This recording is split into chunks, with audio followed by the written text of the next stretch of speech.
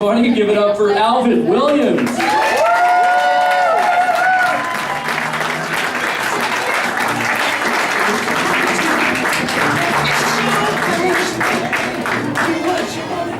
Hey! Hey! How are you? Good. You know where your kids are at? Damn. Wow. I think I speak for everybody when I say who cares. That's what she just did in the middle for all of you all just now. Some of you all still care, right? Some of you all paid a babysitter, right?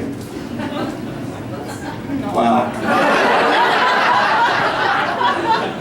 Let's start the show again. Hey! Hey! Fuck kids!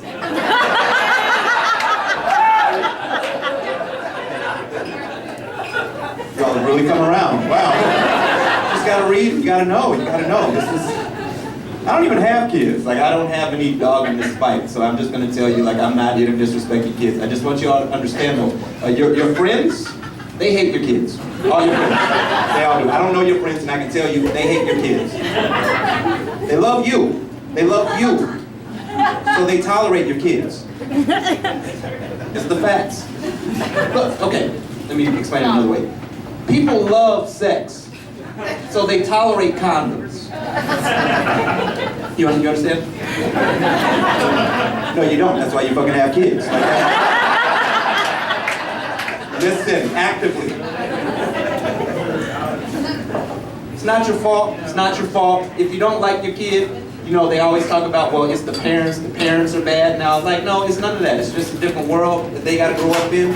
You all have different challenges the parents before you didn't have, so more power to you if you're raising your kids in this world right now. Because quite honestly, I can tell you, I had it easier when I was a kid. Even with media and television, like, I grew up on Sesame Street, just like you all did, correct? Yeah. And Mr. Rogers, that beautiful man, that beautiful human being that Mr. Rogers was, he was better than you ever even thought that he was. I saw a documentary on him called Won't You Be My Neighbor? And they had this one moment on there, because after they've interviewed all these people about Mr. Rogers, even his kids said he was an amazing dad. There was nothing that was bad about this man. There's this one scene where they show him interviewing Coco the gorilla. An actual gorilla was in the room with Mr. Rogers. He was interviewing him, and he was scared. You could see he was scared. But then Coco the gorilla signed to Mr. Rogers, I love you. I fucking cried, man. Mr. Rogers was everything that I thought that he was and more, and that means so much to me. Because if you had told me 30 years ago that between Mr. Rogers, Pee Wee Herman, and Bill Cosby,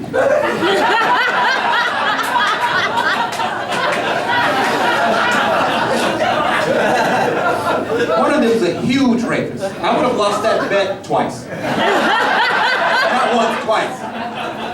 The second time, I would have had all the confidence in the world. What? No? I'm wrong? The smart money's on Mr. Rogers, man. Don't lie to yourself. Look at the records. He was a minister for 40 years who only dedicated his ministry to children, okay? Secondly, he had a show where he had 10 different sock puppets that only spoke to children. That's the cool guy.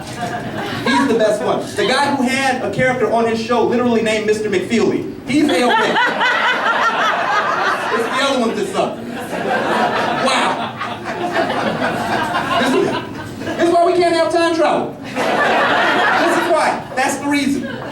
You can't go back 30 years from now and try to explain to them in 1988 what's happening today.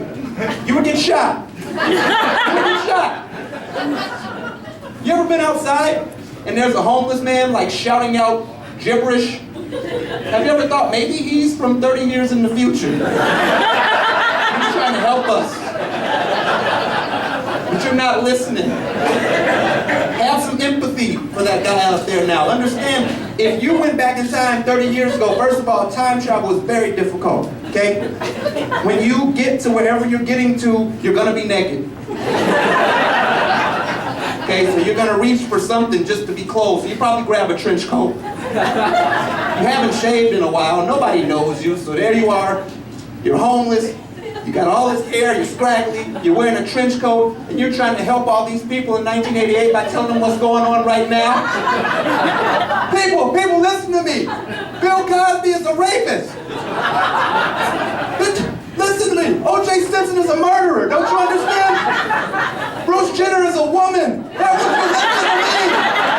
Donald Trump is president. Get off of me. Stop it. We have to kill Kanye West. We have to kill Kanye West. Go. Out. They don't even know who Kanye is. And nobody talks about the juice that way.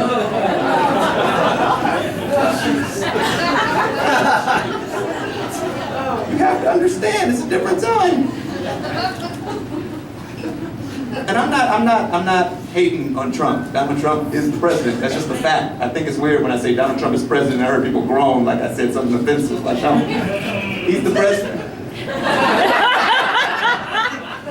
That didn't sound like an offensive groan. That just sounds like he came and he didn't mean to.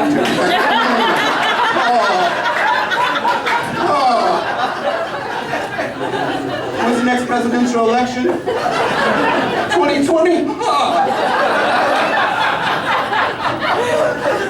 Yeah. I'm not hating on that man. That man's a human being. I'm not here to hate on human beings. Period. I'm not. I see a lot of myself in Donald Trump. I do. And I think a lot of you all see Donald Trump in yourselves and you're scared to admit it. But we're going to talk about it, okay? Because I know you're busy hating on this man, but I know for a fact everybody in this room has had a job that they are clearly trying to get fired from. And no matter what you do, no matter what you say, your boss won't fire you because he knows exactly what the hell you're trying to do. He just makes you stay. You just sit there and think about what you did. No, you ain't going nowhere. And you're trying. You understand now? That's what this man is going through. He doesn't want to be like that. He's trying to get fired. Every day before he walks out and speaks to the American public, he's threatening them. I'm gonna go out there.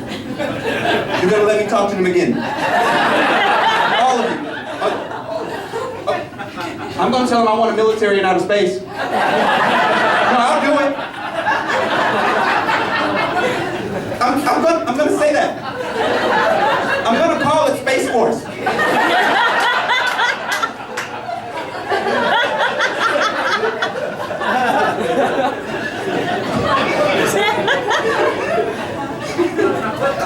I'm that dude.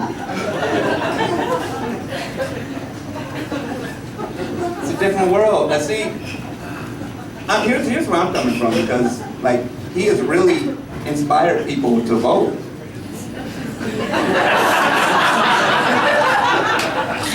Isn't that what your political figures are supposed to do? I voted. I live in North Idaho. All those celebrities that are on there that were saying, get out and vote, and then my friends are telling me, have you voted? Trying to guilt me. I'm like, your voting experience is not like my voting experience in North Idaho. You understand, when I walk into a room, everybody kind of has a decent idea of which direction I'm voting in.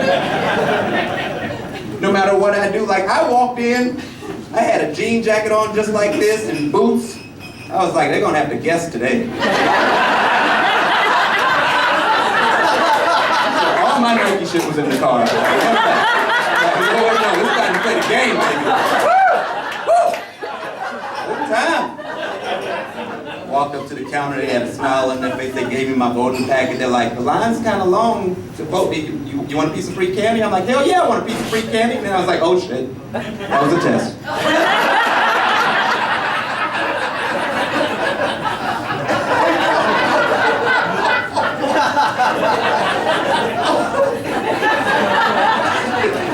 You know?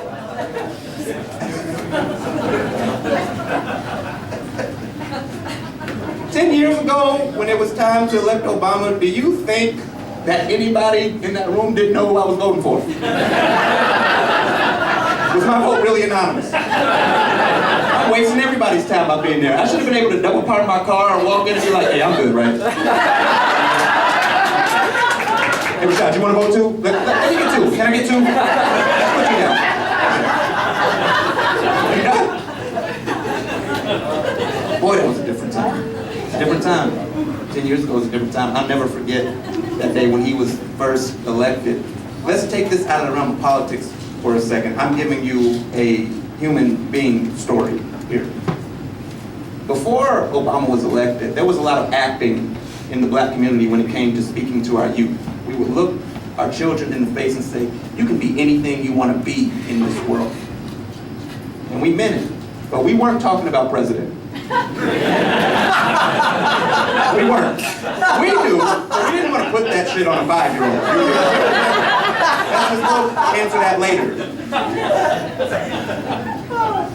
Then Obama got elected. In that moment, my friend texted me and asked how did I feel. First thing that I said was, I feel like I could look my son in the eye one day and tell him you can be anything you want to be, even president. And for the first time, it's actually true. One day,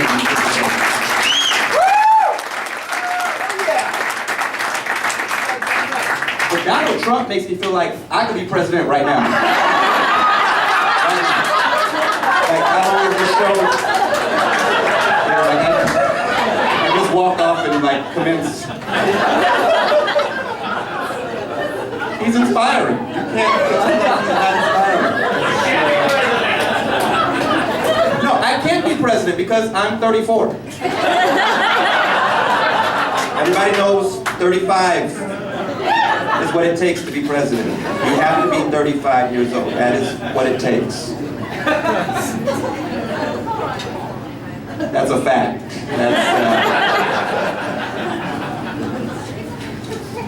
And that Space Force stuff, we giggle about it, but that could really happen. You understand that, right? That's a real thing that a man said that could really happen.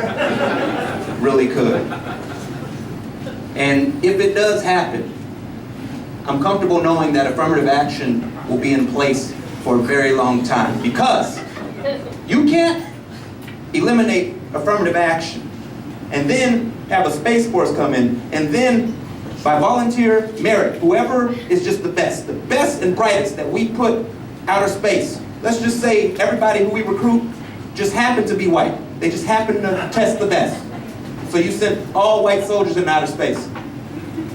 How do you think that's gonna go with us? You think that's gonna slide? Like, no, y'all trying to leave us. I know that. Like, I had 7 ex-girlfriends. I know when somebody's trying to leave me. Like, don't do that. Please. Go ahead, try to leave us. See how it goes. We're sending a representative with you. What if there's no affirmative action and everybody that tested the best and brightest, just all happen to be Mexican? They're just gonna send all Mexicans into outer space. Hell yeah. Why are you all so cool with that? Why is that? I wish you all could have seen some of the looks on your faces. Go on.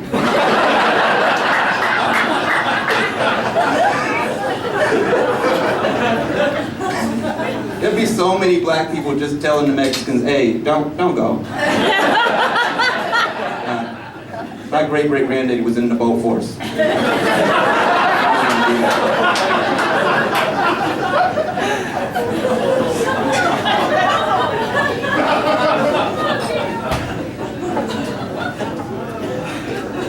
You ever write a perfect joke and everybody doesn't get it? Like, no, but like I was in my room and I wrote that. I had tears in my eyes when I wrote that down. I'm like, this is gonna bring the people together.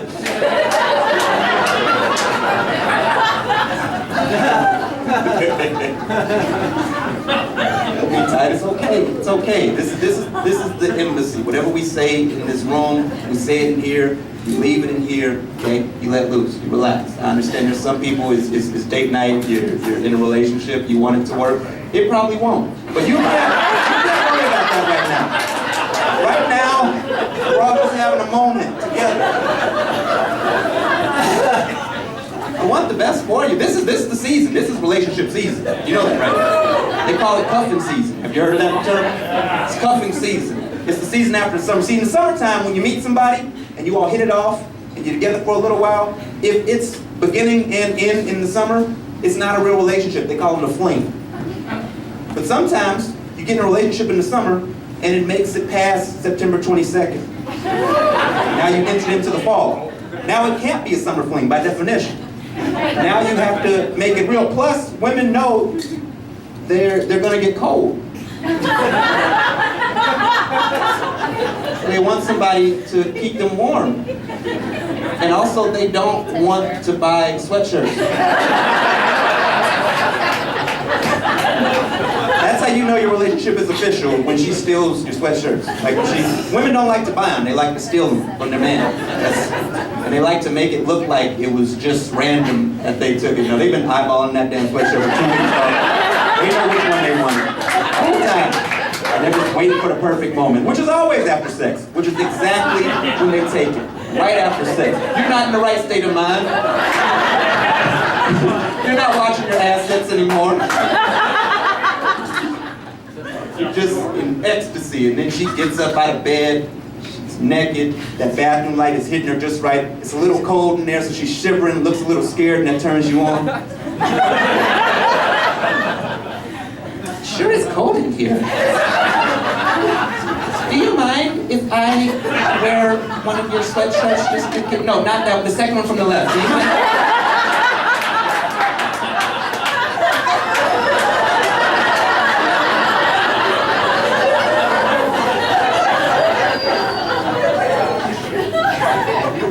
Better than you in your own sweatshirt, don't I?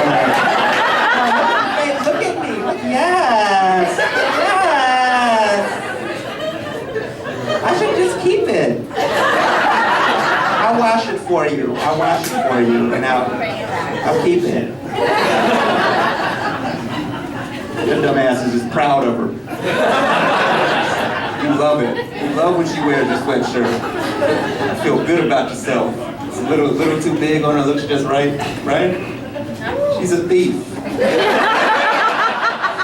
How is that okay? That is such a strange ritual that we just accept. Ladies, you would lose your mind if you came home and your man had your yoga pants on. Yes. Look at me, yes. Eye contact, slay.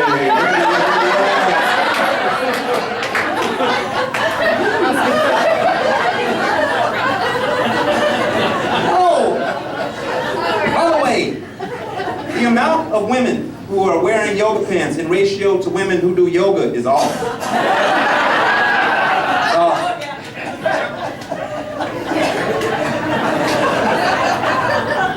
I've never been to a yoga class in my life. I see yoga pants every day in my life. Every day. Everywhere. Haven't come close. And a lot of women who wear the yoga pants, you know, look, I don't wear tattered jeans because I was working so hard on the railroad.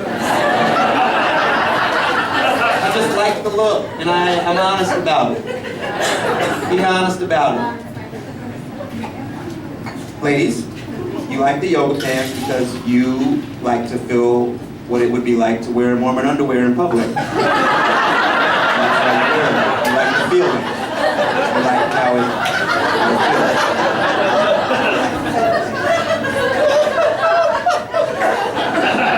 feels. My apologies.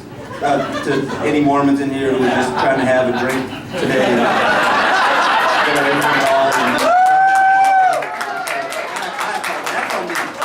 That's just not knowing my audience. Oh, man. I apologize. That's all you're going to get. Nobody apologized to me about Mormons. Black people weren't even allowed to be Mormon until BYU needed a couple wide receivers back in '78.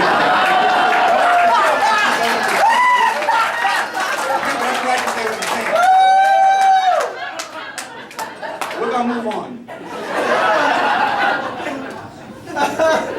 Just saying, you know why you wear it. Own it. Own it. Be good. I don't wear athletic clothes because I'm athletic. I wear athletic clothes because I'm getting fat. It feels good. You ever notice the fatter you get, the more athletic clothes you start to buy? It's amazing how many tracksuits show up in your wardrobe. People know, we know. Like, I wear the Adidas sweats. Like, I don't look athletic. I look like a fat rapper. Like, I gotta watch that. The Riddell sweats are the best. The Riddell You can only get them at Walmart.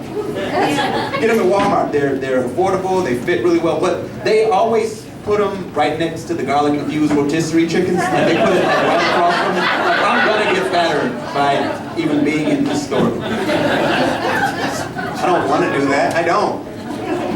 I do fat stuff at Walmart. We do fat things. Fat is not a size, it's a lifestyle. You understand, right? We all do fat stuff at Walmart. When are we as a society going to start walking into Walmart on Sundays and acting like we've never had cheese on a fucking cracker before when we walk past the sample guy? When are we gonna do that? Why does everybody do that? You're acting like you just happened upon the sample guy. You saw him when you came. You don't even have a cart in your hand. And you walk past like he's some big surprise to you.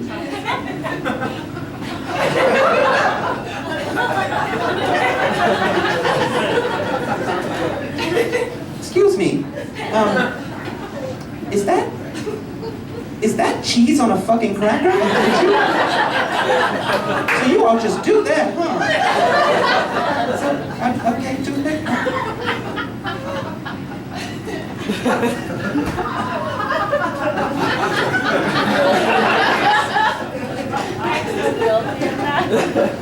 Interesting. It's not interesting. You're walking away as you're saying it. Interesting. So which aisle do I walk to get that? Which aisle? And he's like, we have the box right here. You shut the fuck up. Which aisle do I walk to? Away from you. We're awful. We're awful people. And it's not your fault. I say we're awful because I know I'm awful and you all came to see me. I feel like you listen to me, you know, if I'm telling you, I'm being honest about it. You have to be honest about it too. It's not your fault. It's just the time. Again, it's all about time. My father is an amazing human being. He is the salt of the earth. He is everything that he says he is. He's a man of his word. Love my dad. I do. But it's not because he's different than me. I'm exactly like him. I'm his DNA. It's just he did not spend his formative years having the internet at his fingertips.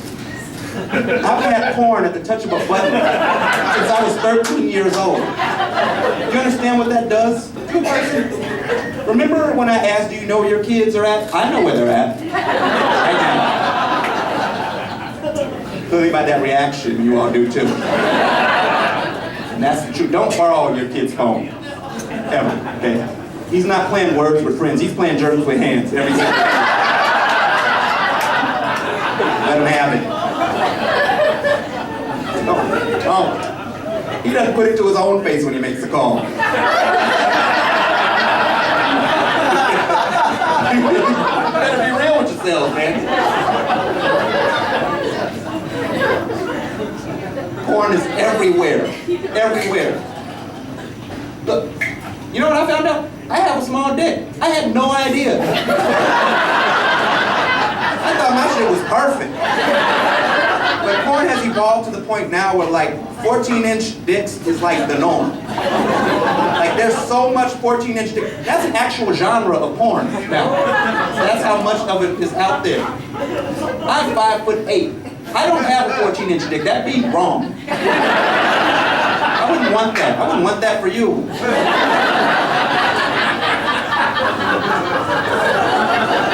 I wouldn't. I can't enjoy that. Porn is about fantasy, okay? First of all, let me explain something to you. Regular porn, like, interracial porn is a genre for some people. It's a fetish. Like, that's my reality. You understand that, right? Like, that's my life that you're fetishizing at that point. Because white men can watch porn and it's two white people sleeping with each other and it's like, oh, he can pretend like that dick is his. I can't do that. I know that's not me. The fantasy's over. So I have to look at interracial porn. Just to pretend like that's me. But if you have a 14-inch dick, I also know that's not me. And now I just gotta sit there. I'm not into it. I'm upset for her. She's not enjoying that. Can somebody get her some water? She looks dehydrated.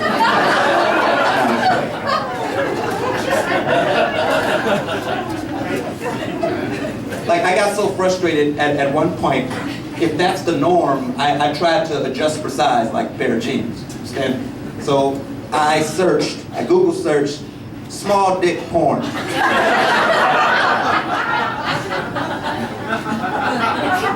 Then I Google searched straight small dick porn.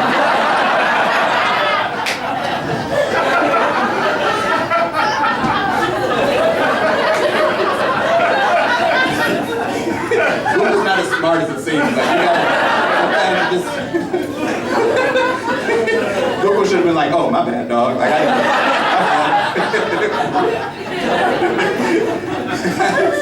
I searched straight small dick porn. There was one video that popped up.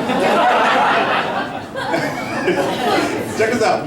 One video popped up. The title said, "Guy with tiny dick and girl who pretends to like it." Now, I know for a fact, the guy in that video did not sign off on that title. There's no way. When he collected his check, he did not know the title. He didn't. There's no way. You know how the entertainment industry works. Let me let you all understand. Like, I'm a comic, right? Sometimes they put me online on things, and they tell you 2 weeks ahead of time, hey, we're gonna post your video, so be on the lookout for it. And I'm all excited for 2 weeks straight. I know for a fact. Same thing happened to this dude. They're like, all right, your video is gonna be on the site in 2 weeks. Probably called up his friends. Like, no, man, I killed that shit too. You gotta see this. 2 weeks, man. Had a viewing party. kept clicking refresh. Like, over and over. Did I say refresh? I meant refresh. Damn! It's 12:01. And then it pops up. And he's like,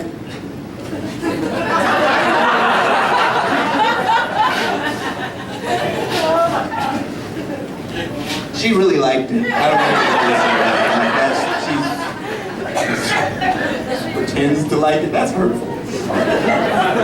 Just think about that stuff, and that's like, and yeah, it doesn't matter how far away you are from a 14-inch dick, or if you're close up one. Like, you can't. Like, I tried to do point of view porn because I was like, well, maybe if I'm closer.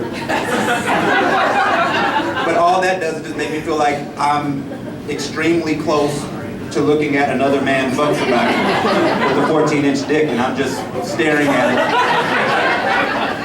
way too close, like Sir Mix-a-Lot in the video, like, she likes it long and strong. I'm like, oh my God, it's long. Like, and I can't.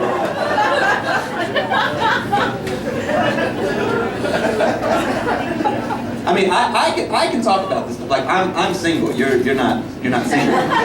So you can't talk about it. I'm just saying we're awful people. I think that was the point that I was trying to make. I made my case.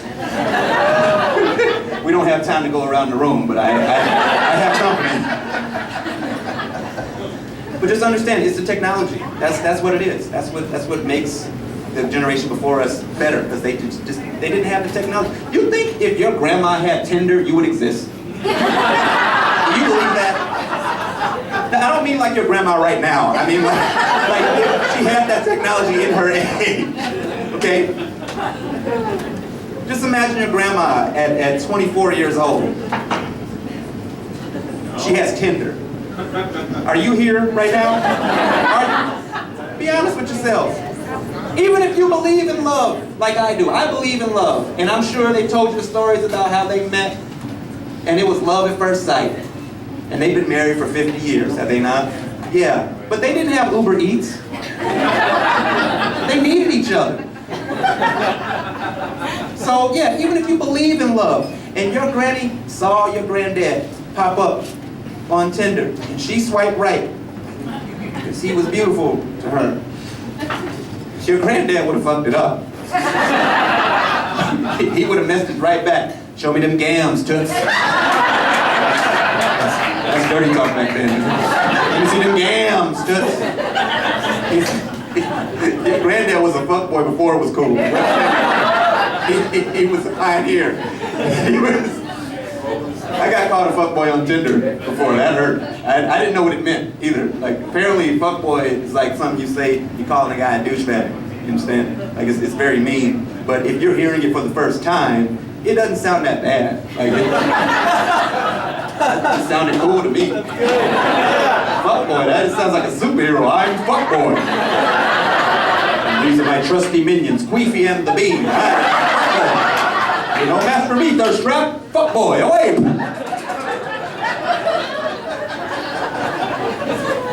He's a bat. He's nocturnal.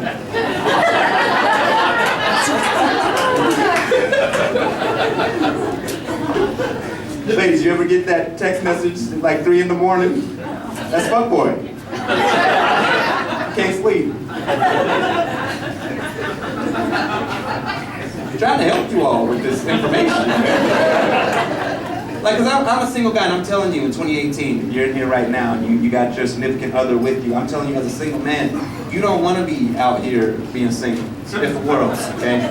You don't. Like, Tinder has evolved into something new. A new site came after that, because Tinder got a little convoluted. It was called Bumble. A Bumble is a different type of dating site. On Bumble, you match just like on Tinder, but the men cannot speak to the woman first. You know a woman was behind this whole thing, like, what if he just doesn't talk? I think I can still make this work. The woman has to speak to you first in order for you all to have any interactions whatsoever. Now, I'm telling you from an evolutionary standpoint, instantly you're putting the man at a disadvantage, okay? The man typically approaches a woman in the courting ritual, regularly. But now you're taking that part away from the man. So if you have to approach the man first, there's a lot of women who don't respect the man as much. Even if it's not logical, they don't respect it as much because they have to be the one to put forth the effort first, and they're not used to being in that scenario. More importantly, what if I just needed to message you to clarify some shit before we started talking? Just some simple stuff. Like, I get tired of these profiles where the women have as their profile picture them with a group of their girls, and I just have to guess which one and hope it's the one I was actually looking at. That I'm swiping right for. See, they should have a counter app where you can hand select the one that you were actually looking at, and the other 4 girls in the picture get an alert that it wasn't them. Call it humble. But hell, you don't want to be single now. So that person that you have with you tonight, I'm here to tell you, hold them, embrace them, keep them, because you can't do any better.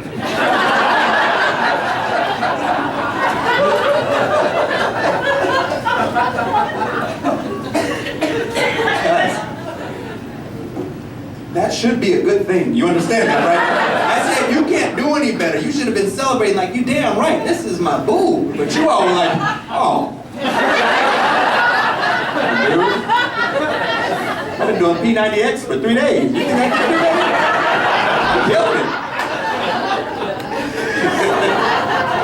Better hold on.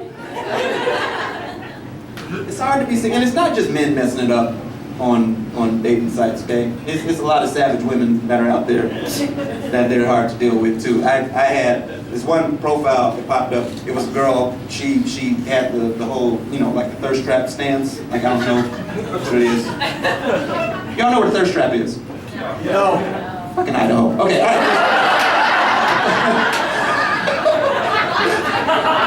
A thirst trap is when a really sexy woman posts the picture and she's like hardly got anything on, she's looking as sexy as she possibly can, and it sends off this instinct to fuckboys.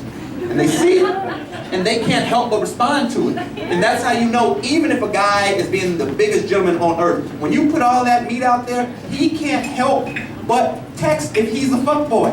And that becomes the trap. It's an instinct for him to put squirt emojis all over that thing. Squirt emoji, peach, 2020. That's an instinct, that's a thirst trap. Okay, so I'm sure that you all experienced thirst trap. So she had the thirst trap pose on there. She's looking good. She's got the tattoo in the middle of her back, right? But no, not a tramp stamp. It wrapped around. It was like a championship belt. Like it wrapped all the way around. You understand? She came for the title, dog. This ain't a game anymore. And it said, you better watch yourself, because a bunch of dudes have told me I'm the best sex they've ever had. A bunch of dudes? Bragging about a bunch of dudes? Got to tell you that? Ew. What? Ladies, listen to me. Hear me. There's only 2 times in your life where you will hear a man say that you were the best sex he ever had and have it be true. Okay? Only twice where you will hear it in his complete honesty. There's the guy who you were his first, and I guarantee you were the best sex he ever had in his life. He did that all his heart. No, he had life figured out when he met you. There's a reason he tried to marry you at 17 years old. You were the truth. And there's a guy who's in the insane asylum as we speak right now, smearing your name in peanut butter and Fruity Pebbles on the wall.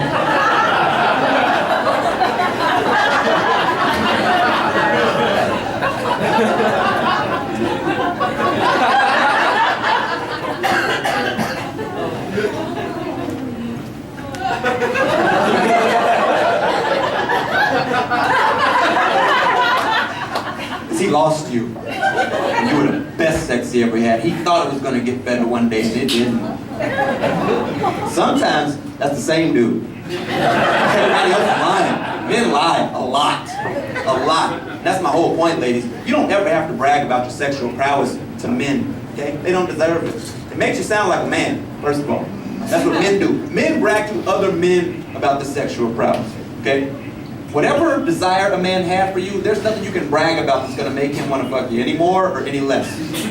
Trust me. If a man wants to fuck you, he wants to fuck you no matter what you said to him. He will find a way to make anything that you say justify how much you can just walk up to a guy as kind as possible. Do you have a pencil on you?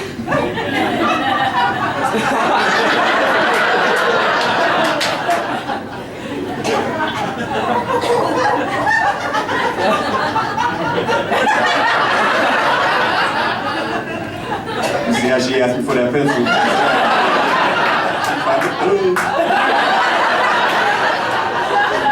I didn't see her ask you for no pencil. Because you gave her a pencil, asshole.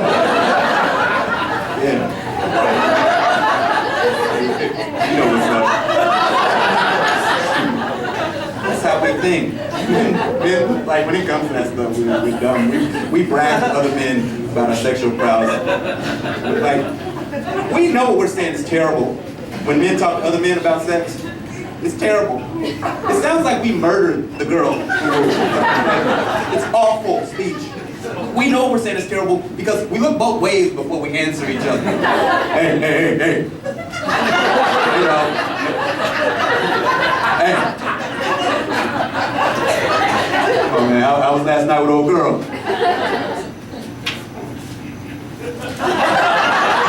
Man, come on now.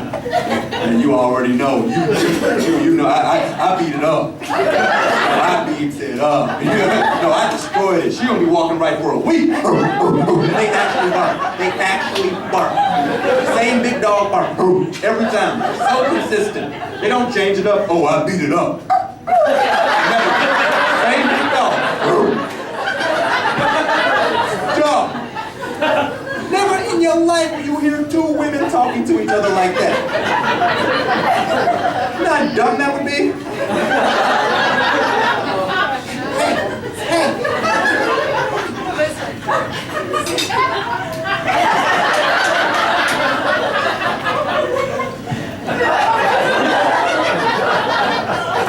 I was last night with Brandon.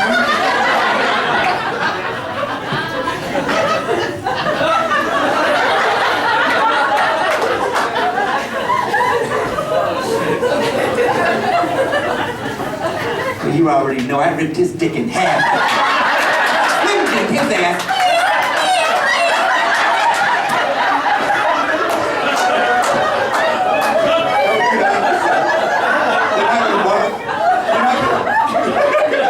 Sorry. You were terrified. You wouldn't keep me out. Yeah.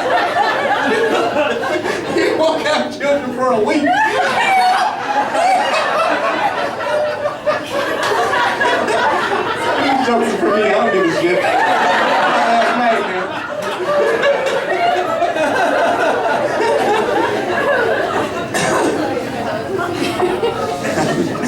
Well, it's too much discord in the world, man. It's just too much. It's too much. Men and women, like the way that we interact with each other and these dating sites, like it's getting rid of the intimacy that people should have. How can you have a first date with somebody when you already Facebook stalked them and know everything that you're asking? That's what's wrong with dating. That's why dating died. You've already seen everything you need to know about this person before you all decided to meet up for the first time. And now you have to pretend like this is new information. Like, oh, so you have two sisters. What are their middle names? If you know everything else, please. You can look back at a girl from 4 years ago and see who she was partying with, how she was doing it, and then match that up with what she's saying to you right now, and you're disillusioned before you ever even start. That's not fair, man. Like we should find this time where it's so disheveled to get back to the same level with one another. Like we are equals, right? Men, women, we're equals. All genitalia is created equally, right? Okay. Wow. No, it's cool. It's the way the woman looked at me and went, comparing you. No. It's all equal. It is. Men, we don't value. See, here's what I understand. If you had a bag of vaginas, and you put it outside right now, and next to it you put a bag of dicks, that bag of vaginas would be ravaged in 50 seconds. Right? There'd be new holes in the bag. People trying to do it. Men and women would be taking vaginas out of the bag. The bag of dicks, pristine. There'd probably be more dicks in the bag at the end of this exercise. I get that. But you realize that's a mindset. This is what we've told ourselves. Women's genitalia is much more valuable than men. And that's what all of you women believe. Only one of you all had the balls to say it. But the rest of you all, you don't believe that we're on equal planes, but we're valuable. And see, here's what people don't know and they're not paying attention to. And I researched this just for the sake of what I'm about to tell you. Check this out. I looked up gender reassignment surgery. This is gonna blow your mind. The average cost of gender reassignment surgery for a man to become a woman is $10,000 on average. But the average for a woman to gender reassign and become a man is $50,000. So it costs $10,000 for me to give you my dick, but $50,000 to get it back. Those are pawn shop prices. What are you doing with my dick that makes it $40,000 more valuable for me to get it back? You know that it's more valuable than what we've given back. They're doing anonymous science experiments right now where they're asking men to donate their testicles. For $35,000 you'll get if you donate a testicle. One testicle. That's a la carte. Carte. You are literally sitting on a nest egg. Do you understand that? Don't think we value that? We are even. We're even. Men just, we desire women so much. And a lot of us have made the rules to this point that we just put it on a pedestal and we're not even thinking about ours, we think about theirs so much. Like, do you understand the power that you have, ladies, that men have created in their mind when it comes to you? Like, men are your best representatives when it comes to your genitalia. We love it more than you all do. We do. Women do not like their vaginas as much as men like their vaginas. We put it on a pedestal. We are like, we're like your agent. You're an athlete, we're your agent. And that's why we take a 30% cut off of your pay.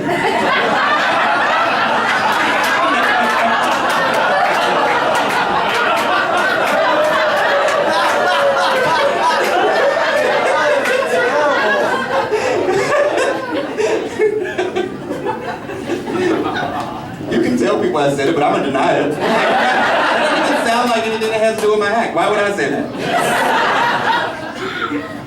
protest. Don't do it. It's a beautiful club. I've done a good job this week. Don't ruin it now. People protest at the drop of a hat, man. It's rough out there in these streets. Trust me. Okay. It's the stuff that we're protesting about is what scares me. Like, how are we protesting over Nikes? Like, first of all the Nikes I had, I bought before they made that advertisement that pissed people off. But now when I wear Nikes out, it looks like I'm making some big statement, and I'm not. I had them, I bought them. We all used to be cool with Nikes. But if this is the worst I have to worry about, cool. This is what protesting is. This is how you decide whether you're racist or not based on Nikes. All right, fine. People used to burn crosses. Now they're burning cross trainers. I'm good. I can that. No pressure. No big deal. But think back to how this whole thing happened, okay? Here's what really happened. Let's go back. Be objective. Colin Kaepernick was a Super Bowl caliber quarterback who then declined because he had dead arm and they did not give him time to recover. See, football, they shoot you up with stuff to make sure that you're ready to go. Sometimes people need more time to recover than other people. His dead arm was not fully recovered, but he had to be out there and compete. But he wasn't on the level that he used to be. So the GM of the Denver Broncos sat him down and said, look, we're going to have you be the second string quarterback and Blaine Gabbert is going to start in your place. Colin Kaepernick said, social injustice, racism. And GM was like, what the fuck are you talking about? This has nothing to do with the decision, okay? That has nothing to do with you, whatever, leave. And Colin Kaepernick left. And on his way out the door, he was yelling, social injustice and racism. And then he walked out, didn't say anything for a year, and just left it up for people to interpret. Now the people who thought they knew Colin Kaepernick were like, yeah, social injustice and racism. And then they started kneeling. And then some people stood up, and nobody knew whether to kneel or stand up. It was like Catholic Church all over again. Like nobody knew which order to be. There was so much confusion. People were still saying racism, social injustice. And then Donald Trump came, and he was like, flag. No. So social injustice. Donald Trump was like, no, flag.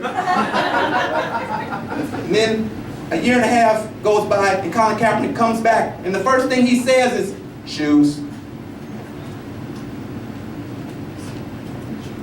What does that have to do with anything? We were talking about social injustice and racism. And Nike came out and said, no. Hear him. Shoes. See, we support Colin Kaepernick and his message about social injustice and racism. And that is why we want him to be our sponsored athlete. So here, Colin Kaepernick, wear these shoes and this jersey that was made by a little kid in Asia for 20 cents on the dollar to defend social injustice. Colin Kaepernick was like, isn't that social injustice? And Nike was like, no, that's business. Just do it. I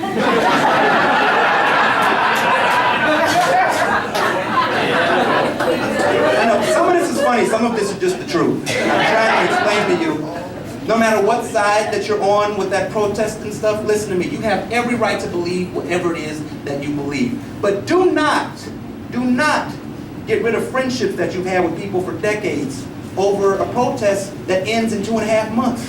And we're going to move on to the next protest. Hey, maybe the next protest, you and your friend that are disagreeing now are going to be on the same side of that. So why don't you keep the friends you've had for a decade and play it out and let people protest until they forget? Because that's what we do. This is America.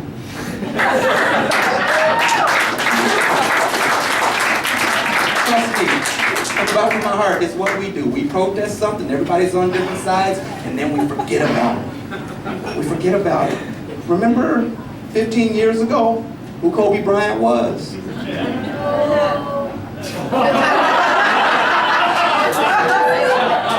It's like nothing I've said has mattered to that side of the table.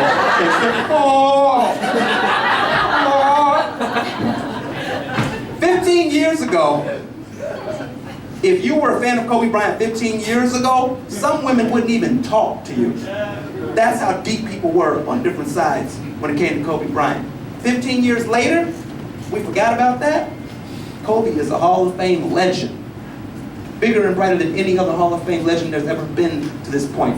Michael Jordan was considered the greatest player of all time, but Michael Jordan didn't get 2 jerseys retired. Kobe got 2 different jersey numbers retired, number 8 and number 24. Kobe Bryant's illustrious 20-year career was so great that if you split up number 8 and number 24 and made them 2 different athletes, both of them would have made the Hall of Fame based on the statistics that he had when he wore each individual number. And during his celebration, they had him at half court, at halftime, in the Staples Center. And Magic Johnson himself walked out and said, "Let's appreciate Kobe Bryant, the greatest Laker of all time." Magic Johnson said that. He's the greatest Laker of all time. And he passed the torch to Kobe on that day. It was so inspiring to the Lakers team on that day. They were playing the Golden State Warriors that night. It was the best super team ever invented. And they played them down to the wire. The game was tied with 3 seconds left, and the Lakers had the ball to win. And Lonzo Ball passed it to Contavious Caldwell-Pope, who has way too many fucking syllables in his name. Who does that to a child? That was a choice. That sounds like somebody's getting sick. Like, "Oh, don't touch me, that's Contavious." Like, that's who does that to somebody. But against all odds, that kid had that name and grew up to be a professional basketball player who has the ball in his hands at the end of the game. And he shot a 3-pointer to win the game, and everybody's looking up at the ball in the air like this in the stadium. TV was right there in front of me, but I was still looking like this in the stadium. I was pitching half a tent. I was really excited about the whole thing. Could the Lakers win? No. He airball. Lakers suck. Airball. And the crowd was like, "Oh," but then they remembered that just means it's overtime because the game was tied. So they got excited again. Everybody was excited. Except for Kobe Bryant. Kobe Bryant saw the shot miss. He stood up at half court, and his family stood up when he stood up. He's got 3 daughters. 2 of them stood up, 1 was in a stroller, and he took the stroller and he rode it out of the arena, and his family followed him. And he turned back around to everybody that celebrated him that day, and he waved with a smile on his face. And he walked off. People were confused. How is Kobe leaving? The game's not over. And Doris Burke, who was the announcer, got on TV and said, "If anybody's concerned about why Kobe left, this was actually planned." Kobe told his wife Vanessa that he was going to leave at this time, no matter what, even if the game wasn't over, because he wanted to make sure that his daughter got proper rest. So the whole point of what I'm saying is fuck kids, man. Are you kidding me? Are you kidding me? A 20-year career, you can't wait 5 more fucking minutes to celebrate this man's 20 years? A baby can get sleep. Do you know how babies work? That baby's gonna be awake in 2 hours anyway, ruining your life. You can't sleep. These kids are dream killers.